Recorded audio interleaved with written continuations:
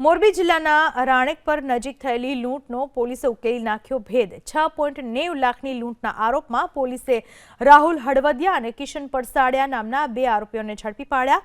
2 દિવસ અગાઉ રજનીકાંત દેથરિયા નામના વેપારી પોતાના ઘરે જતા હતા ત્યારે જ આરોપીઓએ 6.90 લાખની લૂંટ કરી ફરાર થયા હતા।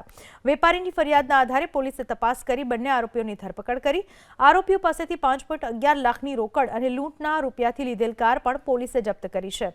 આરોપીઓએ લૂંટમાં ઉપયોગમાં લીધેલ બાઇક પણ ચોરીનું હોવાનો તપાસમાં ખુલાસો થયો છે।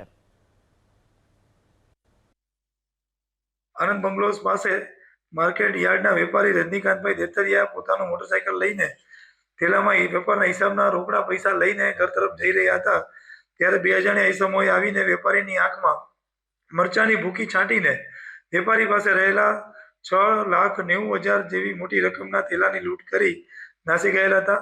સદર વેપારીની ફરિયાદ ઉપરથી ગુનો દાખલ કરવામાં આવ્યો હતો અને ગણતરીની કલાકમાં પીઆઈ વ્યાસ અને તેમની ટીમે આ ગુનો ડિટેક્ટ કર્યો છે અને ડિટેક્ટ કરતા તેમણે 2 આરોપીઓ રાહુલ ઉર્ફે પિંગરો વિજયભાઈ હળવદિયા જાતે દેવી પૂજક રહેવાસી મોરબી વિસીપરા અને કિશન સન ઓફ મોતીભાઈ પરસાડિયા ભરવાડ હાલે રહેવાસી મોરબી દલવાડી સર્કલ પાસે વાળા 2 આરોપીઓને અટક કરેલ અને લૂંટમાં રિકવરમાં રોકડ રકમ 5,11,800 રોકડા રિકવર કરેલ છે તેમજ લૂંટના રૂપિયાથી ખરીદેલ વાહન i20 કાર GJ27AH2440ની આ કામે રિકવર કરી અને ગુનો ડિટેક્ટ કરવામાં આવેલ છે અને આ કામે હળવદ પોલીસ દ્વારા ગણતરીના કલાકોમાં આ ગુનો ઉકેલી લઈ અને સારી કામગીરીનું ઉદાહરણ આપ્યું છે।